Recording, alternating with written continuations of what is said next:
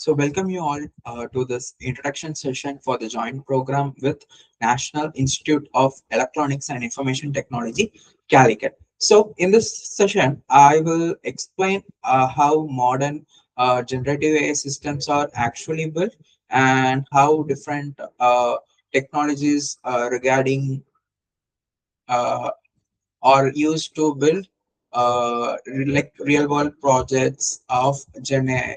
Okay, so let me begin this session by setting the witnessing today. So, we are currently living through what can be described as once in a generational technology shift. So, if you look at the history of softwares, traditional systems were always built to response. So, you give a input, the system process that input based on the predefined logics and gives you an output.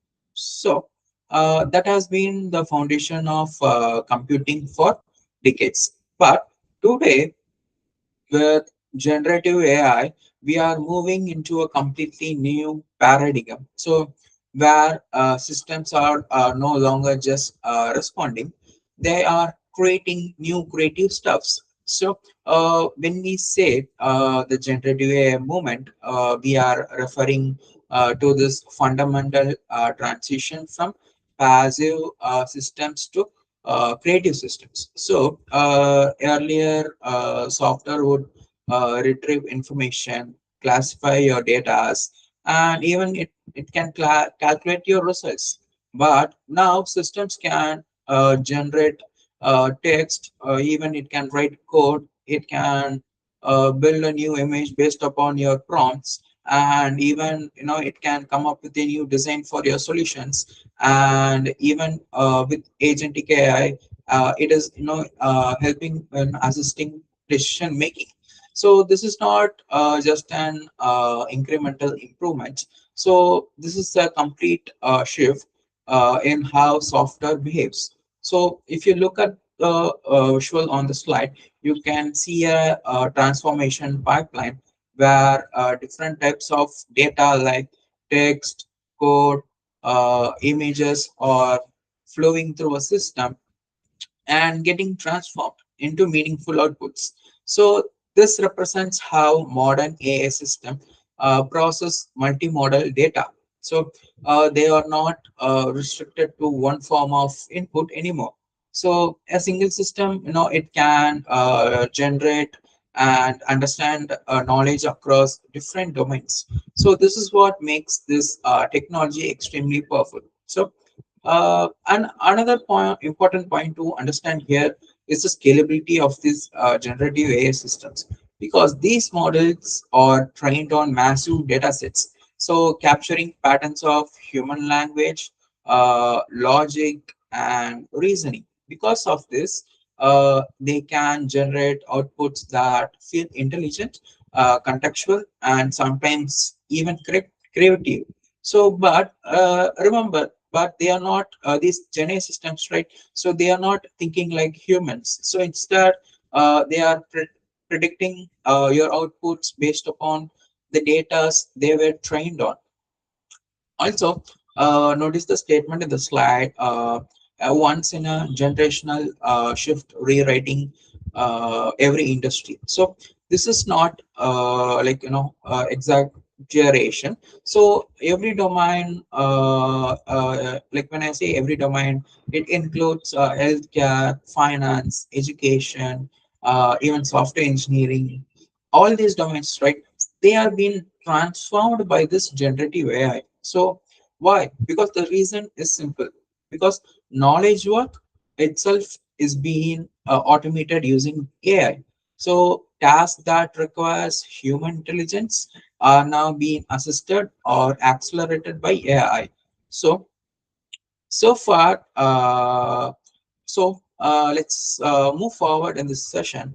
I want you to keep one thing in mind. So we are not just learning about tools. So we are understanding a shift in how systems are built and how business operates and how humans interact with technologies. So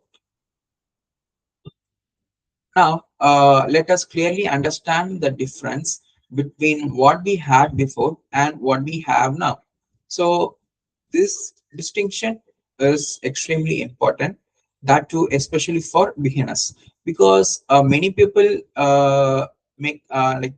confuse predictive AI with generative AI. So, let me first talk about predictive AI. So, predictive AI, it works on structured historical data. So it means it relies on past records, numbers, tables, everything of labeled data sets. Okay, and then this predictive AI uses that to predict the future outcome. So the core functionalities of the predictive AI is to analyze, classify, and predict. So, for example, predicting whether a customer will churn, or classifying email as spam, or forecasting sales. So the output is usually probabilities or categorical. So now let me compare this with generative AI. So generative AI works on massive unstructured data sets. So unstructured data sets in the sense text, images, code, audio, right? So and so on. So like instead of predicting a label, it generates entirely a new content. So this is very important shift what we are now talking about of generative AI. So here the system is not just saying, so okay, so this data, no, it belongs to a category A. So okay, this data belongs to category B. No, instead it is creating something new based on the patterns it had learned during the training. So, uh, for example, if you ask a predictive model a question, it may classify it, but if you ask a generative model, it will write a full answer. It will explain it, and even it will give some examples regarding that. So, no, this is the difference between analysis and creation. So another key difference is the core function. So predictive AI focuses on understanding data. So and generative AI, it focuses on synthesizing knowledge. So that means it can combine information from different sources and produce something meaningful. So look at the outputs as well in the slides. So the predictive AI outputs probabilities, and generative AI outputs text, code, designs, and even decisions. So this is why generative AI is being integrated into tools like chatbot, copilots, and mini automation systems.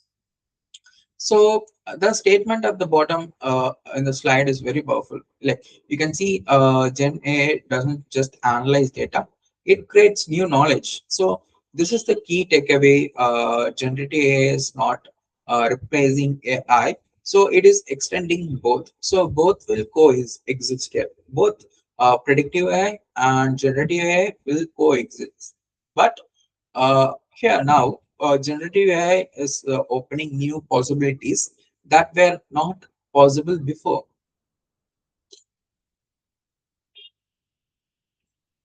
Okay, so now let us go deeper and understand what is actually happening inside this generative AI systems. So this slide is extremely important because it explains how generative AI actually works internally.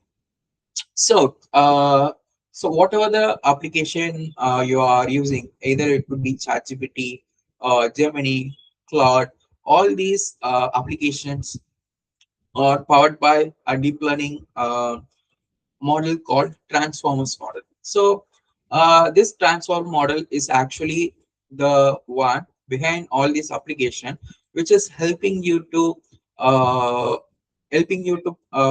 for the outcome for whatever the questions you are asking. All this process in the background are handled by this model called transform model. Okay, so what these company do is they like they gather a bunch of data sets, whatever it is around, like available around the world, like from Wikipedia, like dictionaries, like GitHub repositories. So all these data, like around the internet, these companies will be collecting them and gathering them, and they will be processing them. And with all this processed data, they will be training the model, a specific model. It could be any model like like ChatGPT, Claude Sonnet. So it can be any model. So this is the process of training a LLM model. So now let us not just deep dive into what is the first step and what is the end-to-end flow of how actually this LLM predicts your output. So the first step is tokenization. So when you give input into a model, it doesn't understand the text the way human does, because these like systems only understand binary language. So we need to convert them into numbers. So before converting them into numbers, we will be converting them as tokens. Tokens in the sense, it breaks the text into smaller units called tokens. So these tokens can be words, subwords, or even single character. So for example, the sentence AI is powerful. What happens when we tokenize this is, so they will be broken down into tokens like AI is and powerful. Like all these like words will be separated, and they will be represented in the token. So this is how the model converts language into something it can process mathematically.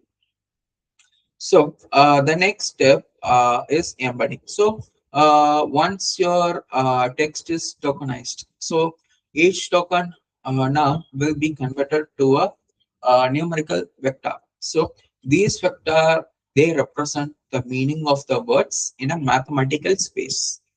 So words with similar meanings will have similar vectors. So this is how the model understand the relationship between the words. So for converting this embeddings, we use something called embedding model. So this embedding model is trained with uh, like bunch of vocabulary words, and this embedding model will be trained using them. And as outcome, as an embedding model, they will be performing the process of converting your text into numerical vectors. Okay, so after that, the most important component of the transformers, which is the attention mechanism. So this is the core innovation begin the transformers. Okay, so what happens is that this attention mechanism allows the model to look at all the tokens at the same time. Okay, so and decide which ones are important. So it doesn't like instead of reading text sequentially like older models, transformers help us to process everything in parallel and assign important weights. So this is what enables the context understanding, and your output is getting you know uh, getting your output is getting processed. This is how. Okay, so for example, in a sentence, the meaning of a word depends on the surrounding words, right? So attention helps the model capture the relationship with the all other words in the sentence. So this is why very this is why modern models are so powerful in understanding the context of a particular sentence or a particular paragraph, so whatever. Okay, so finally we'll be having the output generation. So based on the all the patterns learned and the context, so the model predicts the next token. and next, so and so on. So until it generates a complete response. So this process is called probabilistic, and the model chooses the most likely next word based on what it had learned during the training. So the key takeaway from this slide is that these models are not thinking, they are predicting sequence in a highly sophisticated way, but they are trained on massive data. The prediction might appear intelligent. So now let us move to the next slide. Now, now that we have understood how generative AI works internally, so let us now move to how it is actually implemented in real world enterprise systems. So, one of the biggest misconception people have is that AI is a model, but in reality, what we are building is not just a model. So here we are building a complete system. So this slide clearly shows that a generative AI is a full enterprise stack made up of multiple layers working together. Okay, so let us start from the bottom. So the first layer is the infrastructure layer. So this is where all the computation happens. It includes cloud environments, edge devices, or even on it can happen on on-premise systems. So this layer is responsible for providing the computational power required to run large language models. So without a strong infrastructure, we couldn't use a large language models locally. So if you're lacking with hardware, you can move to you can move to API keys, where many companies like OpenRouter, Grok, or now providing you with API keys. So through this API keys, we can avail LLM models and we can use them in our application. Okay, so uh, so okay, so above this infrastructure layer, we have something called data layer. So this is one of the critical layer because it contains the enterprise data, the private documents, and all the knowledge bases. So this is where your business intelligence actually resides. So GenAI becomes powerful only when it is connected to the data. Otherwise, it remains as a general purpose model without having some domain specific understanding. So next comes the model layer. So this is where large language models like GPT, Llama, or any other transformer-based operator. So like these models are responsible for understanding the input and generating output. So, however, by themselves, they are not enough. So, they need to be grounded with real data. So, which brings us to the next layer. So, the next layer is retrieval layer. So, often implemented using RAG. So, RAG stands for retrieval augmented generation, so which basically connects the model to external data sources. So instead of relying on only the training data, so the system retrieves relevant information in real time and feeds it into the model. So this improves accuracy and reduces hallucination. So finally, at the top, we have the application layer. So this is what users interact with. It can be either a chatbot, copilots, or any dashboards. Like it is basically user interfaces. So this layer translates complex AI capabilities into usable products. And the key message here is very important, because Gen AI is just not a model; it is a full system. So if you want to build a production grade solutions, you must think in terms of this full stack, not just the model what we are going to use.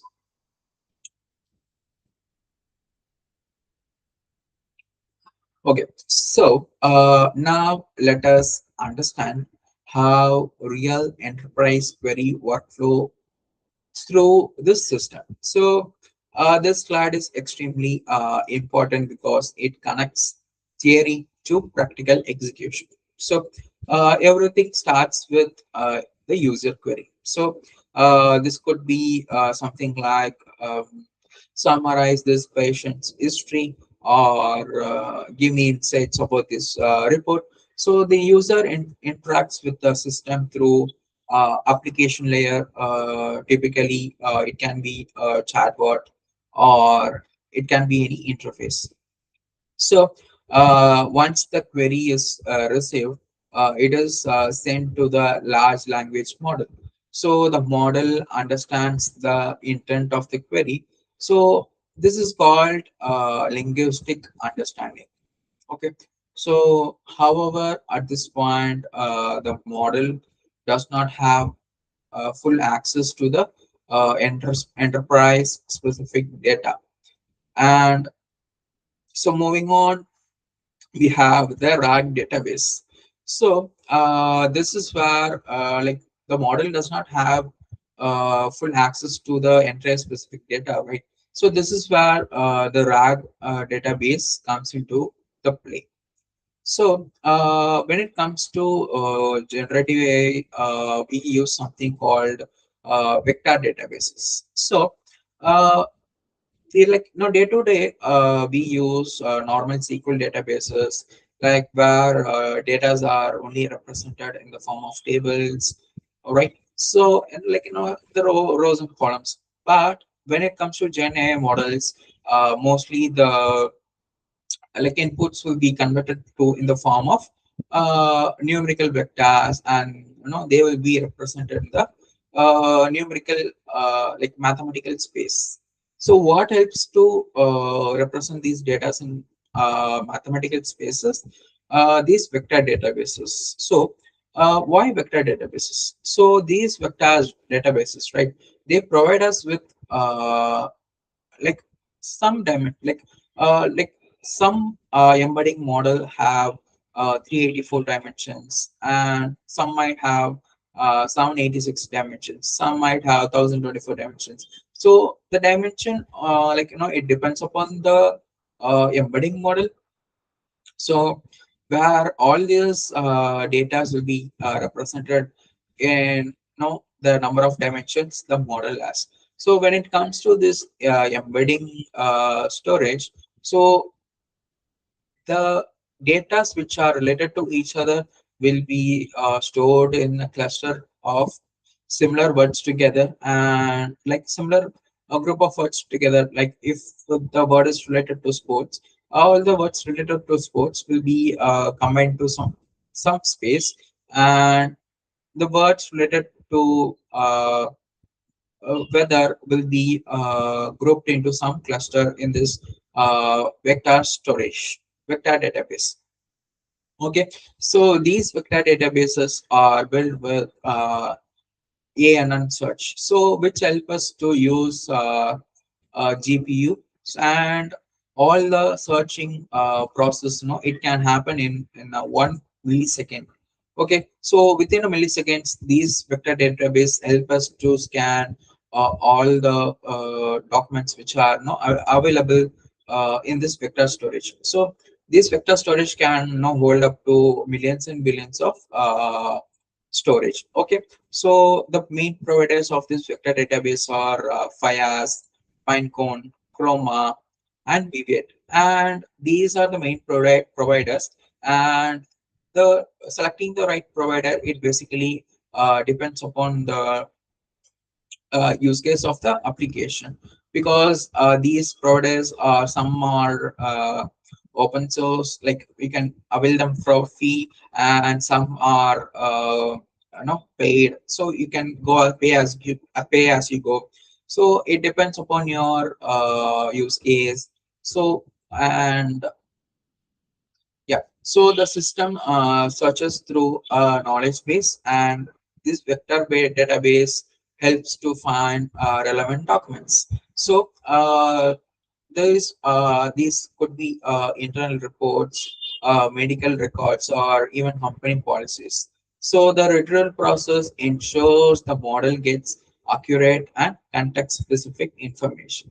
So how this a calculation will be happening, like uh, if the information is relevant to the user query. So we have something called cosine similarity. So this cosine similarity helps us to calculate the angle between this words between two words, and if the two words to find which one is matching to the query. So we will be handling them in cosine theta. So if the cosine theta is equal to zero angle, then it is said to be no similar data. If the cosine similarity is of 90 degree, so it is it is not related to the data. And if the cosine similarity angle is totally opposite, then it is totally unrelated to the user query.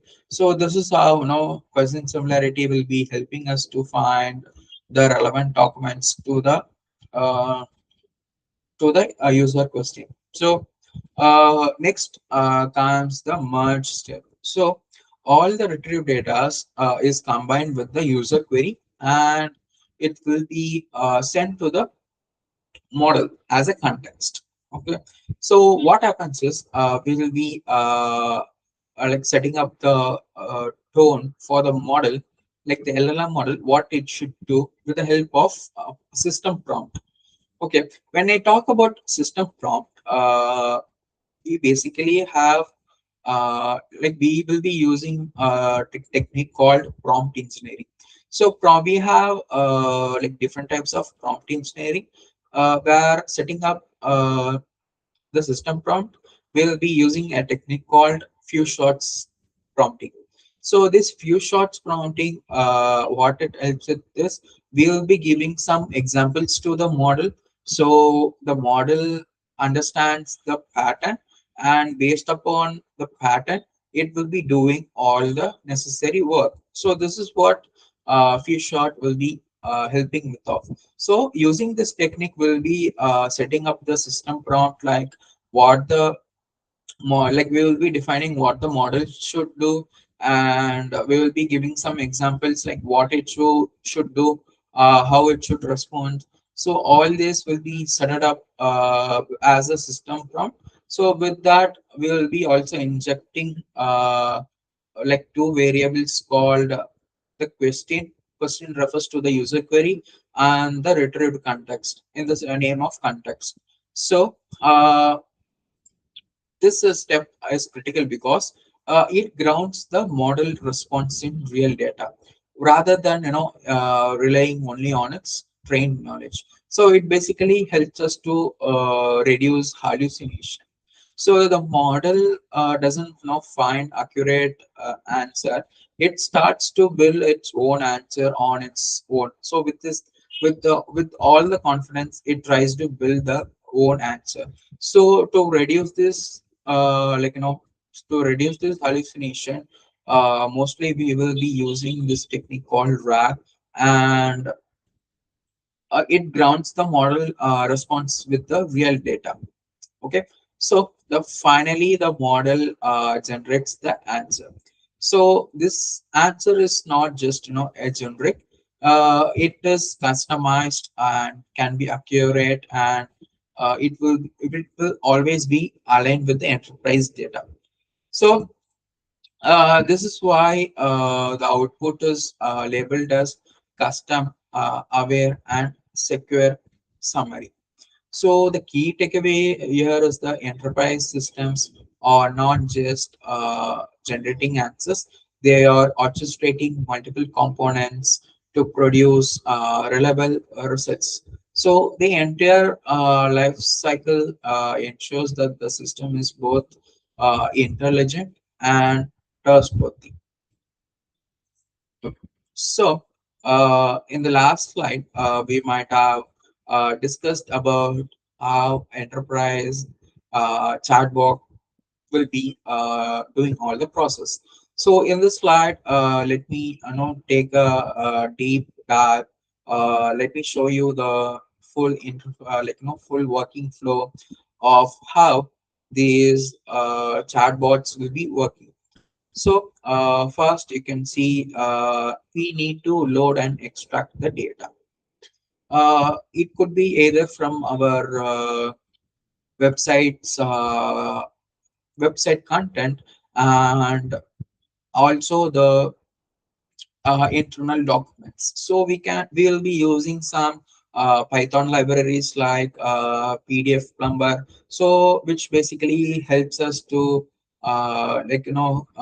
like extract data from PDF files, and we'll be using another a Python library called Beautiful Soap, so which basically helps us to retrieve content from the uh, websites. So all this data will be extracted, and they will be going through a process called pre-processing. Pre-processing is nothing but removing unwanted noises and cleaning the data. So unwanted noises in the sense clearing of unwanted HTML tags or punctuation, commas, data.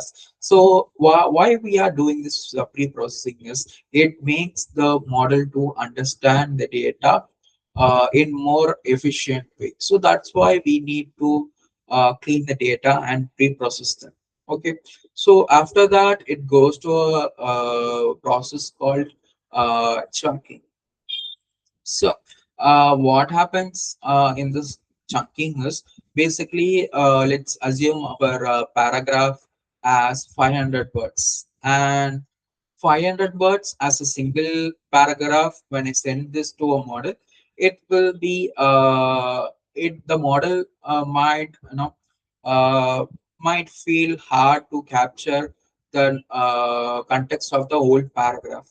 So, okay, so the whole paragraph of 500 words. So what happens in the chunking is, so let us split the paragraph into of like one set of 250 words, another set of 250 words. So when I send these 500 words as two batches, now the it makes the model to understand the context more easier, because they are split into half, and it makes it like the model makes sure that the whole context of the sentence is captured, and whole meaning of the sentence is captured. So this is where chunking plays a major role. And also we use something called overlap. So what happens is I'm just separating the sentences of 250 words and 250 words. The sentence might cut it in of in some random space, right? So the like at that particular random space, the like the like it can be a particular word, it can be broken down into two, and while model is trying to read them, uh, it may fail to capture the full context of the particular broken down word. So what we introduce is something called overlapping. So what this overlapping does is have spreaded it into 250 250, right? So I will be setting up this overlap as 20. What happens is, so the second paragraph, it usually starts from 230 now. So what it makes sure is, it makes sure that it doesn't loses the whole context of the sentence. Okay. So after that, the all the chunks will be passed through the embedding model. Okay. So what happens in this embedding model is all your text data will be converted into numerical vectors. So all the words will be converted into numerical vectors so that the systems can understand and process them. So after this, after they are converted as numerical vectors, they will be stored in vector storage. So like what I mentioned here as a vector storage is FIAS. So here FIAS is a Python library based vector database. So it is a open source, and it can be imported right away into the application and can be used. Okay. So as I mentioned, it uses ANN search, and it can search through millions of documents under millisecond. And all these data will be now stored in the vector database. So after that, now the user actually sends me a query through the user interface. What happens is the user query will be also converted into uh, as a embedding, so that it will be easier for the system to understand the context of the user query, and it will be easier for the model to compare. While it goes into the vector storage, it will be easier to compare if the user query is uh, matching with the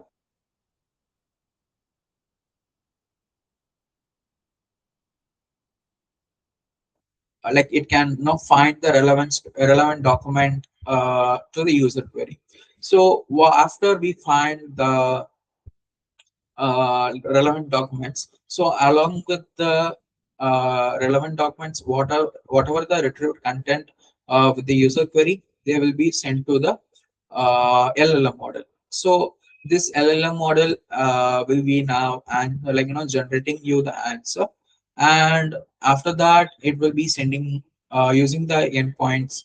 It will be sending to the front user interface. The user can see the answer. So this is how the full enterprise chatbots will be working in the backend.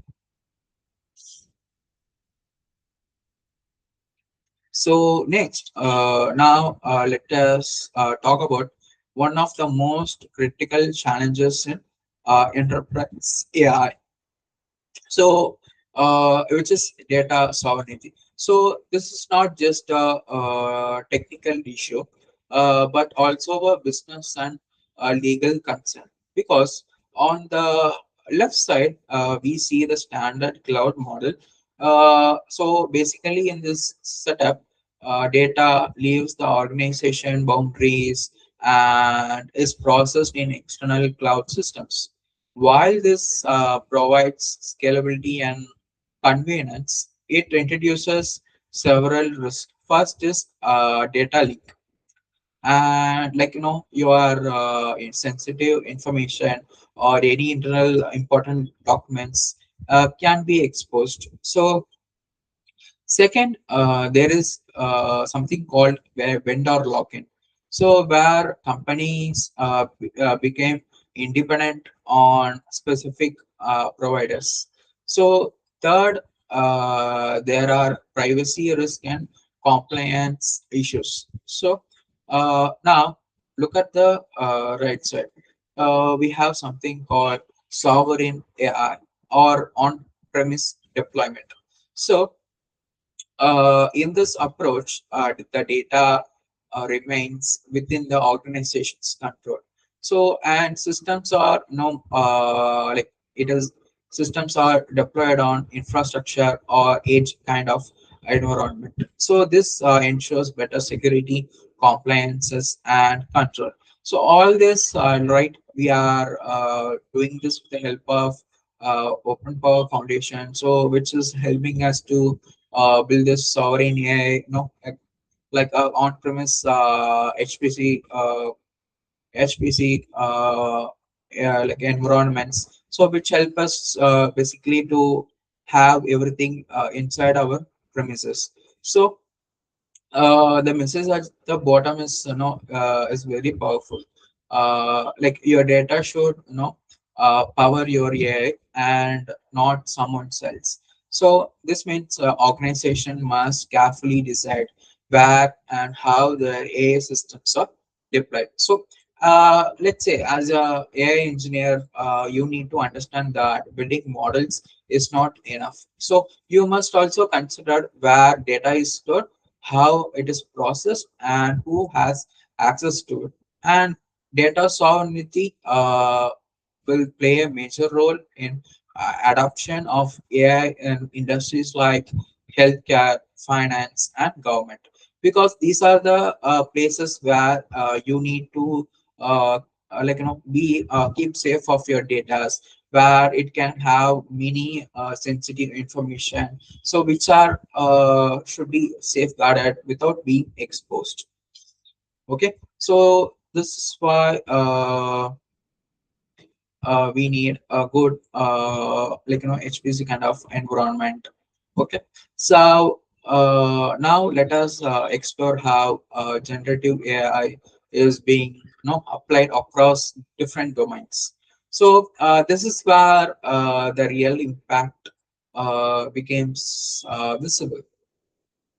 So in healthcare, AI is used for clinical decision support and medical summarizations, where doctors can use AI to quickly analyze patients' data, and they will be generating the insights about the patient. So it basically helps us to reduce workload and improves accuracy. And when it comes to enterprise environments, we have co-pilots and internal knowledge assistants. So these systems helps employees to retrieve information, and even it helps to automate tasks and improve productivity. So instead of searching through documents manually, employees can simply ask and get instant answers. And when it comes to software engineering, AI is used for code generation, debugging, like we have tools like coding assistants, which can write code. It can also give us what can be the suggestions uh, to can be made for improvement of a particular application, and even it can identify your bugs and fix them. So this significantly accelerates the development and reduces time. So in education, AI enables personalized learning. So students can have one-on-one tutors, like powered by AI. So these systems adapt to individual learning styles and provide customized explanation.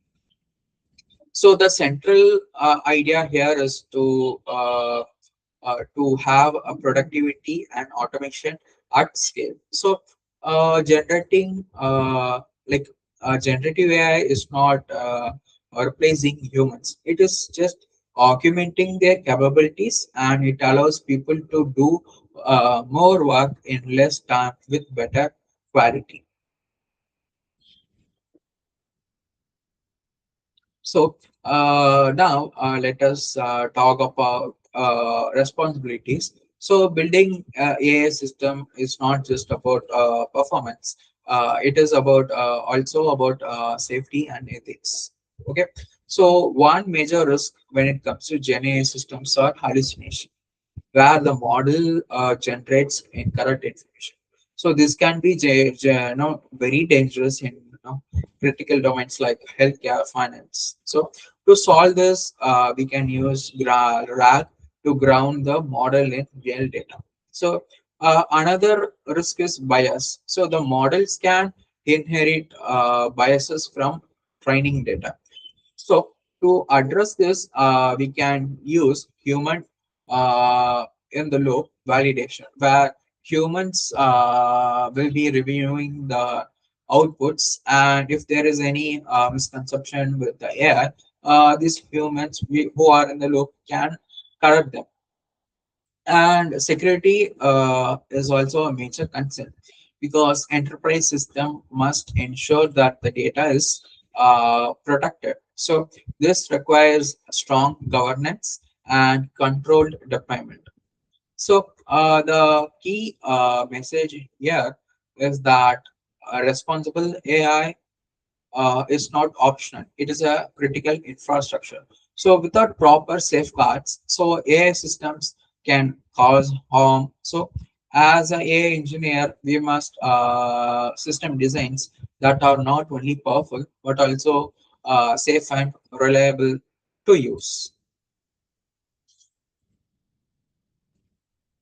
So, yeah, so now let us talk about careers. So, the demand for generative AI professionals is growing rapidly. So, there are three key roles. So, first is the AI architect. So, who basically focuses on system design and strategy. So, second is Gen AI engineer who builds and deploys model, and third is prompt engineer who optimizes input for better outputs. So skills are required include system thinking, Python APIs, model integration, and data structure. So these practical skills that enable you to build a real world system. So the important point here is that the industry is shifting from traditional roles to AI-driven roles. So companies are now actively looking for people who can build and manage generative AI systems.